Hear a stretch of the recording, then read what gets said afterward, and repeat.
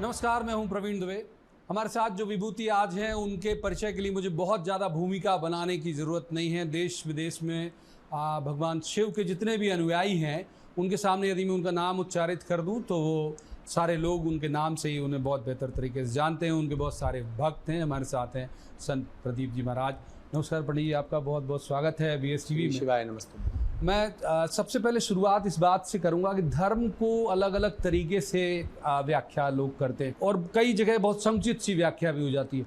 तो मैं समझना चाहूँगा कि धर्म की असल व्याख्या क्या है। सभी श्रोता भाई बहनों को श्री शिवाय नमस्ते। देखिए, धर्म की असली व्याख्या तो मूल यह है कि आपके भीतर दया होना चाहिए। किसी भूखे को अगर भोजन करा रहे हैं, किसी प्यासे को पानी पिला रहे हैं, हमारी सहज भाषा में कह सकते हैं कि आपके भीतर कहीं ना कहीं श्रद्धा और धर्म है। यदि किसी गिरते हुए को उठा रहे हैं तो हमारे भीतर कहीं ना कहीं श्रद्धा और धर्म है।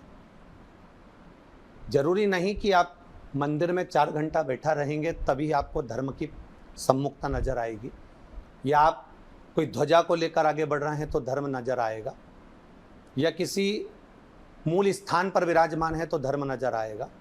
धर्म चारों तरफा है, हर जगह पर, हर पहलू पर, हर चरण, जितने चरण हम चलते हैं वहाँ धर्म हमारे सम्मुख में है।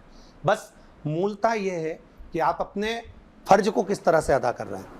आप किस तरह से किसी प्यासे को पानी पिला रहे हैं, भूखे को भोजन करा रहे हैं, या किसी बीमार व्यक्ति को औषधि प्रदान कर रहे हैं। आपके भीतर जहाँ दया है वहीं धर्म है। मतलब ये जो जैसे भगवान भोलेनाथ के बारे में भी कहा जाता है कि बहुत जल्दी प्रसन्न होने वाले, जितना हमने पुराणों में उनके बारे में पढ़ा है कि बहुत अतिरिक्त प्रयास या अतिरिक्त पूजन की उनके लिए ज़रूरत नहीं है, बहुत जल्दी प्रसन्न हो जाते हैं।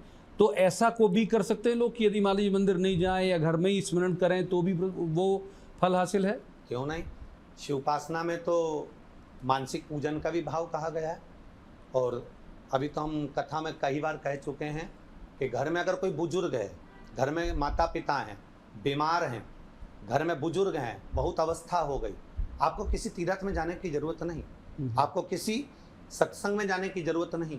आपके घर में अगर बुजुर्ग है, माता पिता हैं, या कोई व्यक्ति घर का वृद्ध या कोई साधारण व्यक्ति भी अगर बीमार है तो प्रथम सेवा अपने को वहाँ करना। वो सेवा यदि आप कर रहे हो तो मेरा महादेव तो वैसे ही प्रसन्न हो जाएगा, क्योंकि देवों के देव महादेव हैं, मृत्यु लोक के देवता हैं मेरे भगवान शंकर, जो एक सहज सरल सी पूजा से रीझ जाते हैं। तो वो उसको अगर कोई साधारणता में किसी जनमानस की भी सेवा कर रहा है तो उससे भी मेरा महादेव प्रसन्न हो जाता है। घर में रहकर आप अपने बच्चों को एक अच्छी एजुकेशन दे रहे हैं, उसको मार्ग प्रशस्त कर रहे हैं, अपने धर्म को बता रहे हैं, तो वो भी हमारी पूजन ही है, वो भी हमारी आराधना ही है। आप घर में रहकर भोजन बना रहे हैं और भाव से अपने परिवार वालों को प्रेम से जिमा रहे हो बिना क्लेश के, वो भी पूजन ही है।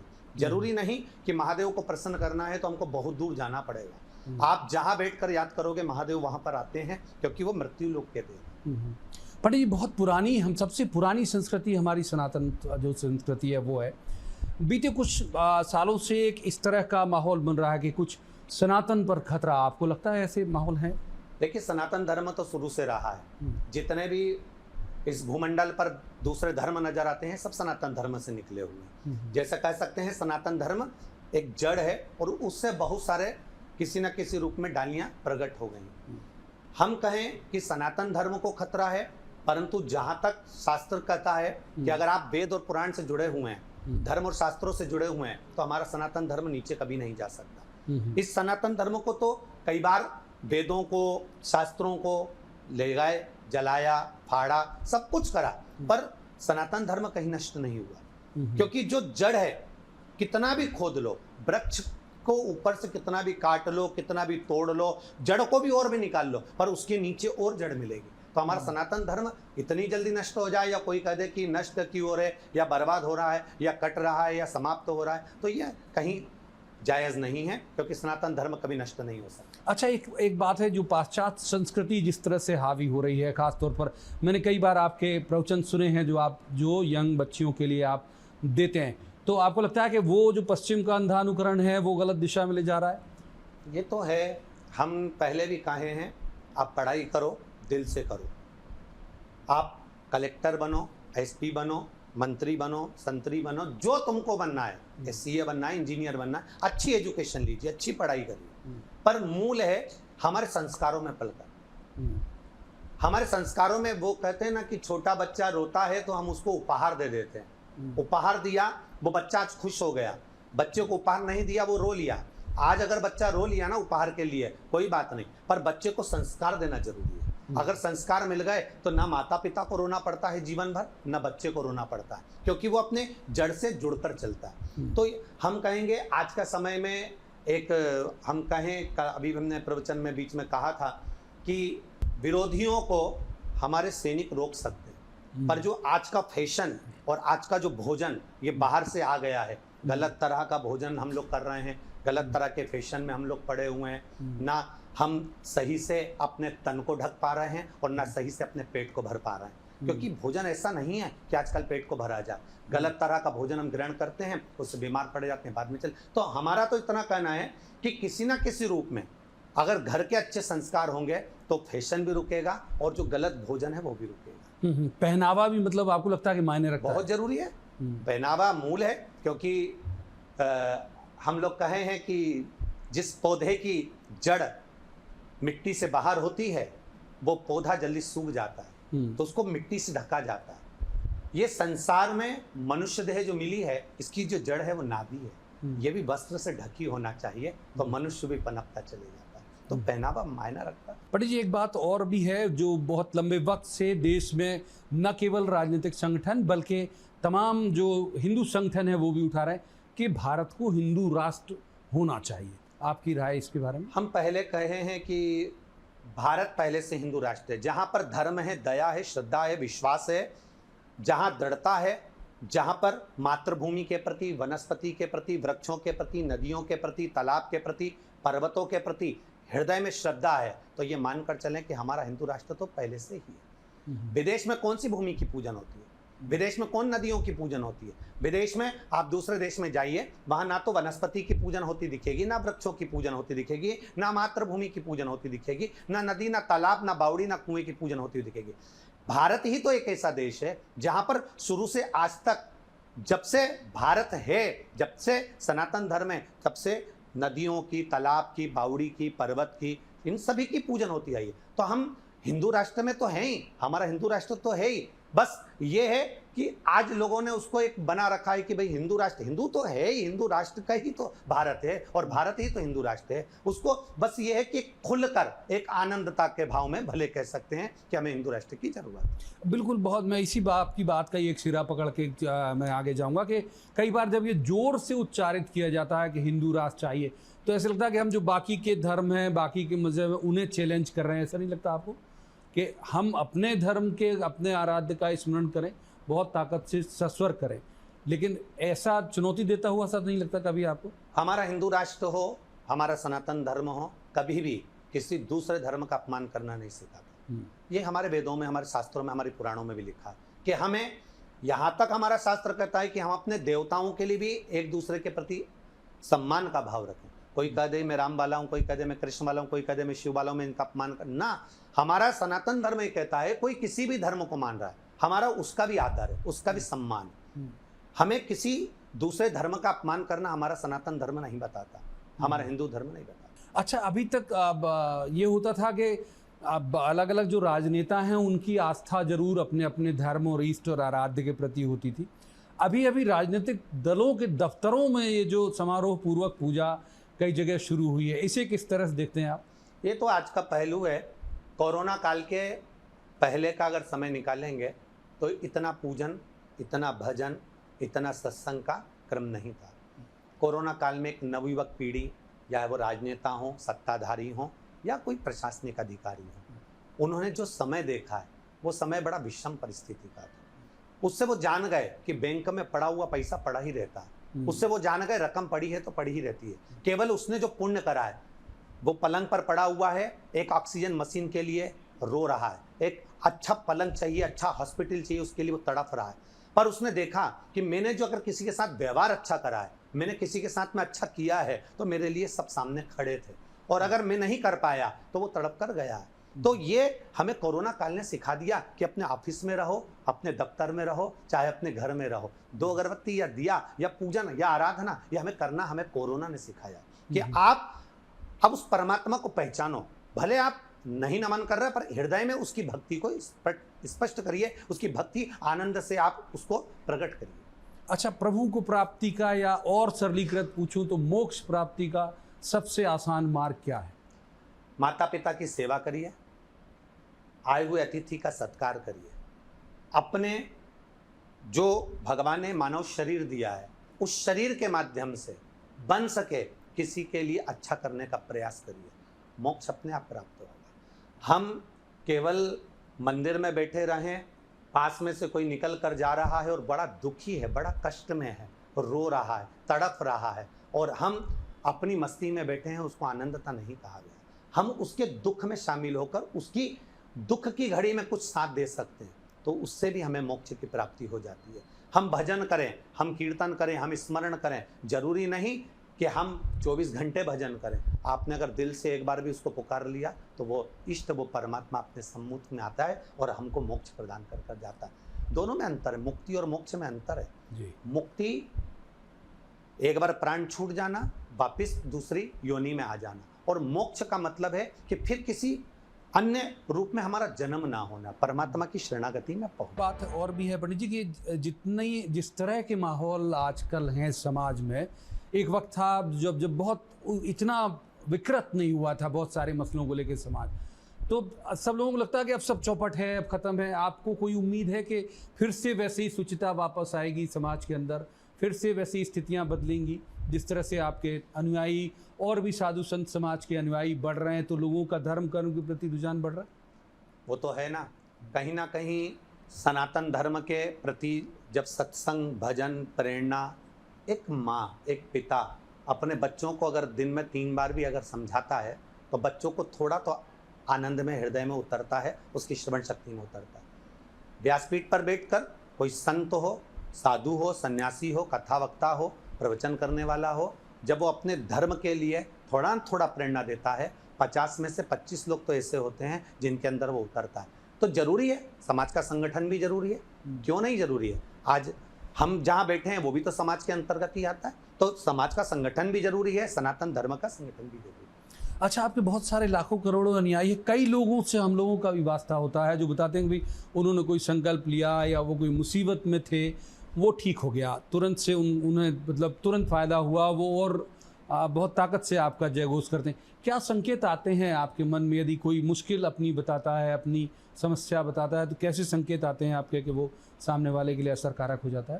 पहले तो हम ऐसे कोई सिंहासन पर बैठकर या कुर्सी पर बैठकर या कोई कहीं स्थान पर बैठकर आसन लगाकर तो हम कुछ बताते नहीं हैं, क्योंकि हम तो केवल शिव पुराण में जो वर्णन है वो बोल देते हैं कि बेलपत्री ऐसे चढ़ा लो, धतूरा ऐसे चढ़ा लो, दूध ऐसे चढ़ा लो। कोई आया रोते हुए कि मेरा पेट दुख रहा है तो हम उसको कह देते डॉक्टर के पास चले जाओ, क्योंकि हम कोई औषधि देने तो नहीं बैठे हैं ना, और ना हम कोई विद्या जानते हैं कि हम उसको बता सकें कि हमारे पास में ये विद्या है और मैं हाथ फेरूंगा और आपका कष्ट मिट जाएगा। मैं भी एक मनुष्य हूँ और आप भी एक मनुष्य हैं। आपका अगर पेट दुखा है तो आपको दवाई लेना पड़ेगी, छींक आई है तो आपको छींकना पड़ेगा, खांसी आई है तो आपको खांसना पड़ेगा, और कष्ट आया है तो उसके लिए भी आपको मिटाना पड़ेगा। अर्थात आप स्वयं औषधि खाइए, मतलब आप स्वयं शिवालय जाइए, एक लोटा जल चढ़ाइए। आप विश्वास के साथ जब शिवालय जाएंगे, शंकर की स्तुति करेंगे तो ये निश्चित है कि कुछ ना कुछ हल महादेव करेंगे। क्योंकि जिस समय पर हम शंकर के दरवाजे पर जाते हैं, जिस समय हम शिवालय तक जाते हैं या अपने माता पिता के चरणों की ओर बढ़ते हैं या किसी अच्छे कर्म के लिए बढ़ते हैं, अच्छे कर्म की जब बढ़ते हैं तो ये पक्का है कि परमात्मा हमारा साथ देने लगता है। हम किसी अच्छी जगह की ओर बढ़ते हैं तो परमात्मा हमारा साथ देने लगता है, हमारे अच्छे भाग्य अपने आप प्रबल होने लगते हैं। तो हम कोई विद्या नहीं जानते कि हम कोई हमारे पास दुखी होकर आएगा और हम कह देंगे कि आप ये कर लो, ना। हम जो व्यासपीठ से बोलते हैं केवल वही बोलते हैं कि हर समस्या का हल एक लोटा जल। हम जो व्यासपीठ से कहते हैं कि आप शिव पुराण में जो लिखा है, स्कंद पुराण में जो लिखा है, लिंग पुराण में जो लिखा है, नर्मदा पुराण में जो लिखा है, वायु पुराण में जो लिखा है, नारद पुराण में जो लिखा है, वो हम जनमानस को देते हैं कि आप ऐसा करेंगे तो इससे आपको ये फल मिल जाएगा। अब मनुष्य उसको अपने हृदय में रख लेता है और जब उसको कष्ट होता है तब वो प्रयोग करता है, और प्रयोग करता है तो उसका फल उसको मिल जाता है। लेकिन निमित्त तो आप बन जाते हैं। मैं अपने जानने वाले बहुत सारे लोगों को देख रहा हूँ कि वो आपकी फोटो लगा लेते हैं, वो कई सारे ऐसे प्रसंग सुनाते हैं कि जब ऐसे ऐसे हमारे साथ बहुत गंभीर मुश्किल थी, फिर ये हुआ तो हो गया, तो निमित्त तो आप बनते हैं। ये जरूर है कि बाबा ने अगर जन्म दिया है इस मृत्यु लोक में। तो इस मानव शरीर के द्वारा अगर वेद और पुराण और शास्त्र की बातों को जनमानस तक पहुंचाएं और जनमानस उसका प्रयोग कर रही है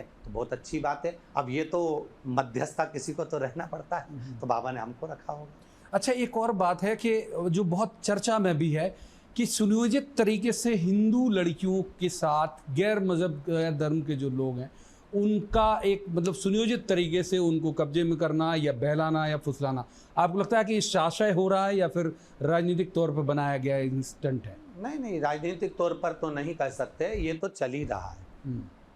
हमारी बेटियां, सनातन धर्म की जो बेटियां हैं वो बड़ी भोली होती हैं, बड़ी सरल और सहज होती हैं। उनको किसी ना किसी तरह से आडंबर से, दिखावे से, अपनी शरीर से या अपने फैशन से, अपनी सुंदरता से, अपनी हेयर स्टाइल से, अपने कपड़ों की स्टाइल से, अपनी गाड़ी वाड़ी से लोग फंसाने का क्रम करते हैं। जब वो बेटी को अपनी ओर आसक्त कर लेते हैं फिर उसको दबाने का क्रम करते हैं। दबाव मतलब आप सब छोड़ दो, परिवार छोड़ दो, पूजन छोड़ दो, धर्म छोड़ दो, शास्त्र छोड़ दो और मेरी ओर आ जाओ। जब उसकी ओर वो चली भी जाती है फिर मालूम पड़ता है कि अटैची में टुकड़े टुकड़े मिल जाते हैं, फिर मालूम पड़ता है दिल्ली जैसा कांड हो जाता है। तो ये मेरा तो बेटियों से निवेदन है कि आपके माता पिता ने आपको एक अच्छी एजुकेशन देने के लिए आपको बाहर भेजा है, पढ़ने भेजा है, शहर में भेजा है। आप उसको अच्छा अध्ययन करो और अपने माता पिता का नाम रोशन करो। कुछ ऐसा कर कर दिखाओ कि हम भारत की बेटी, हम इस हिंदुस्तान की बेटियां हैं और अपने पिता की लाडली बेटियां हैं, कुछ कर सकती हैं। संसार में आने के बाद केवल इनके झांसे में आकर मर जाना एक सहजता नहीं, सरलता, उसको कर कर दिखाना है। बेटियों में वो बल होता है जो दिखा सकती है कि हम क्या हैं, तो वो बल बेटियों में है। प्रेम विवाह आपकी राय में अनुमति के योग्य है या नहीं? प्रेम विवाह में हम कहेंगे माता पिता अगर राजी हैं, माता पिता को लग रहा है कि ये बच्चा ठीक है या बेटी ठीक है या हमारे परिवार के हिसाब से है, हमारे कुल के हिसाब से है, तो फिर दिक्कत ना। पर कुल के हम तो यहाँ तक कहेंगे कि अपने माता पिता जिस जगह पर राजी हैं, माता पिता के अनुसार विवाह होना चाहिए, माता पिता के अनुकूल विवाह, चाहे गैर धर्म में भी हो जाए। आप माता पिता अगर कह रहे हैं परंतु उसमें ऐसा नहीं कि आप माता पिता पे दबाव बना रहे हैं। आप माता पिता पे प्रेशर देना, मैं मर जाऊंगी, मेरे को शादी उसी से करना है, और फिर माता पिता रोकर शादी करें, इसको विवाह नहीं कहेंगे, इसको आनंद नहीं कहेंगे कि आप दूसरे धर्म में। आपके माता पिता जब राजी हैं, आपके माता पिता सहज भाव में कह दें कि हाँ बेटी मुझे ये बेटा अच्छा लग रहा है और ये तेरे लायक है, अच्छा पढ़ रहा है, अच्छा एजुकेशन है, अच्छी नौकरी है, तेरे लायक है, तो वो श्रेष्ठता है। पर माता पिता के ऊपर दबाव बनाया जाए, मैं मर जाऊंगी, मैं तो शादी उसी से करूंगी, ये श्रेष्ठता नहीं। अच्छा, आप हालांकि धर्म और अध्यात्म की में सेवा में रत रहते हैं, लेकिन फिर भी सांसारिक खबरें आप तक पहुंचती होंगी। कुछ राज्यों ने लव जिहाद को लेकर कानून बनाया, मध्य प्रदेश में भी बना, उत्तर प्रदेश में भी बना। आपको लगता है उचित है और भी राज्यों में आना चाहिए इस तरह का? जरूरी है। लव जिहाद के अंतर्गत जो कानून बने हैं और उसको अच्छा कड़क होना चाहिए और प्रत्येक राज्य में लव जिहाद के लिए कानून बनना चाहिए। अच्छा, एक और बात मैं आपसे जरूर पूछूंगा कि अभी आपकी नज़र में सनातन की सबसे सेवा बहुत अच्छे तरीके से करने वाला कोई राजनीतिक दल जो आपको लगता हो कि सनातन के लिए सबसे उपयुक्त दल है? सभी दल श्रेष्ठ हैं जी, क्योंकि जो भी सत्ता में बैठे, जो जिस दल का हो, अगर वो हमारे सनातन धर्म के लिए अग्रण्य है तो वो श्रेष्ठ है। कौन श्रेष्ठ है ये तो जनमानस स्वयं सिद्ध कर कर बता देता है समय पर कि कौन की श्रेष्ठता है, कौन श्रेष्ठ नहीं है। पर मेरा कहना है जो सत्ता में हो, जो सत्ताधिपति हो, जो दल हो, प्रत्येक दल, कोई एक ये नहीं कहेंगे कि आप अलग हैं, संसार में जन्मे हैं, मनुष्य देह मिली है और इस सनातन धर्म के अंतर्गत हमारा पालन पोषण हुआ है, तो आप भी अपनी माता के गर्भ से जन्मे, हम भी अपनी माता के गर्भ से जन्मे, सब एक है। पर उसमें मूल आप सनातन धर्म को आगे बढ़ाने का प्रयास करते रहें और अपने राष्ट्र का उत्थान करते रहें। अच्छा, एक और बात है अपनी कि राम मंदिर निर्माण बहुत लंबे वक्त से पूरे समस्त हिंदू समाज की जो है वो एक मांग थी और हम भी बचपन से सुन रहे हैं कि भाई ये बनना चाहिए, सबकी एक बड़ी उत्कंठा थी उस सब को लेके। अब बिल्कुल लगभग तैयार है, आपको संतुष्टि है उससे? बहुत। वहाँ के मुख्यमंत्री जी को भी धन्यवाद दूंगा, योगी जी को, जिन्होंने इतना परिश्रम किया और राम मंदिर आज अपने आनंद के साथ जो बन रहा है, केवल हमको ही नहीं संपूर्ण राष्ट्र को उसकी खुशी है, क्योंकि केवल सुनते थे कि ये राम मंदिर की जगह है, यहाँ रामलला थे। आज राम जी महाराज वहाँ विराजमान हो जाएंगे तो मेरा कहना है ना जाने कितनी दिवाली और कितने दशहरे मेरे राघव जी के बैठने पर मनाए जाएंगे। बस बिल्कुल, मैं समझ रहा हूँ आपका वक्त बहुत कीमती है, लेकिन मैं एक आखिरी सवाल जरूर ये करूँगा कि आपके अनुयायियों में बीजेपी के भी बहुत सारे लोग हैं, कांग्रेस के भी बहुत सारे लोग हैं, बाकी राजनीतिक दलों के लोग भी हैं। कभी आपसे कहते नहीं है कि महाराज आपकी एक आवाज़ में लाखों करोड़ों लोग तैयार हो जाएंगे? तो कभी कहती नहीं पॉलिटिकल पार्टी की महाराज हमारे लिए बोल दीजिए, चुनाव आ रहे हैं? राजनीति के लोग जुड़े जरूर हैं और भोलेनाथ जी के भगत हैं। हमारे तो क्या भगत होंगे, वो भोलेनाथ जी के भगत हैं। तो ऐसा कभी किसी राजनेता ने नहीं कहा कि आप हमारे लिए बोलो या हमारी पार्टी के लिए बोलो। बस कथा एक नाता है, कथा के लिए बुलाते हैं, हम कथा करते हैं, चाहे वो किसी भी पार्टी का व्यक्ति हो। कथा के माध्यम से जो उसने अच्छा किया है उसको हम अपनी व्यासपीठ से जरूर कह देते हैं कि श्रीमान ने ये अच्छा किया। ये तो संसार कहेगा ना, तो उसमें व्यासपीठ से कहने में कोई दिक्कत नहीं। दल नहीं देखते आपकी कौन आमंत्रण दे रहा है? ना ना, दल कभी नहीं देखा कि कौन पार्टी है। बस इतना जरूर देखते हैं कि व्यक्ति ठीक है, वो कथा करवा रहा है, शिव तत्व की ओर जा रहा है, वो कहीं ना कहीं हमारे सनातन धर्म से जुड़ रहा है। और कैसे ना कैसे अगर कितने भी ठोकर खाई हो, बाबा के चरणों में आया तो, और शिव तत्व से जानने का उसको प्रयास तो हुआ, तो ये सबसे बड़ी खुशी की बात। बस पंडित जी, बस केवल आपके प्रवचन से लोग सुनते हैं लगातार, उसका अनुकरण भी करते हैं। हम BS TV के माध्यम से हमारे जो दर्शक हैं, जो हमारे भी लाखों दर्शक हैं, क्या आचरण व्यक्ति को रखना चाहिए? एक आखिरी संदेश आपका जो तमाम हमारे दर्शकों के लिए। संपूर्ण श्रोता भाई बहनों को इतना ही कहना चाहूँगा, अपना भजन और भोजन सात्विक रखिए। कई बार हम जब भजन करने बैठते हैं तो हमारी बुद्धि चलायमान हो जाती है, हमारा चित्त चलायमान हो जाता है, हम श्रेष्ठता से भजन भी नहीं कर पाते। भोजन करने बैठे हैं, हम कहते हैं कि आज का व्यक्ति 24 घंटे काम में लगा हुआ है। एक दुकान में एक नौकर समय पर छुट्टी कर 1 बजे सर मैं चले जाऊंगा। ऑफिस में काम करने वाला व्यक्ति भी ये कहता है कि मैं चले जाऊंगा और मुझे 1 बजे जाना है क्योंकि मुझे भोजन करना है। पर जो ऑफिस का सेठ होता है, जो मालिक होता है, जो दुकान का मालिक होता है, वो समय पर भोजन नहीं कर पाता। जब एक नौकर हमें प्रेरणा दे रहा है कि मैं समय पर भोजन करने जा रहा हूं, तो हमें भी तो अपना समय निकालना चाहिए, भोजन टाइम पर करना चाहिए। आप किसके लिए कमा रहे? ये मानव का जो देह मिला है, मानव का जो शरीर मिला है, इस मानव के शरीर की मूलता है हमारे परिवार को भी समय देना, हमारे शरीर को भी समय देना और भगवान को भी समय देना। जरूरी नहीं आप जितना जोड़ रहे हैं, हम कहे आज कथा के प्रवचन में भी हमने कहा था कि रेत का घर हम लोग बनाते हैं। जब हमारे बाजू में कहीं मकान बनता है तो बालू रेत इकट्ठी होती है, उसका घर बनाते हैं। घर पूरा तैयार हो जाता है और 1 घंटे बाद अपनी माता जी आवाज़ लगा देती है कि घर आओ, जल्दी से भोजन करना है। वो बना हुआ घर छोड़कर अपने को भागना पड़ता है। तो हम भी ऐसा कभी अपने जीवन काल में ये सब छोड़कर हमें जाना पड़ेगा। तो इसलिए उस समय की गणना को, समय को पहचानो और अपने जीवन को सार्थक बनाने के लिए माता पिता की सेवा, परिवार में जनमानस की सेवा और अच्छे कर्म करते हुए अपने जीवन को जियो और आनंदित रहो। आपने अपने बहुत व्यस्त कार्यक्रम के बीच से वक्त निकाला पंडित जी, बहुत बहुत धन्यवाद आपका। श्री शिवाय नमस्ते।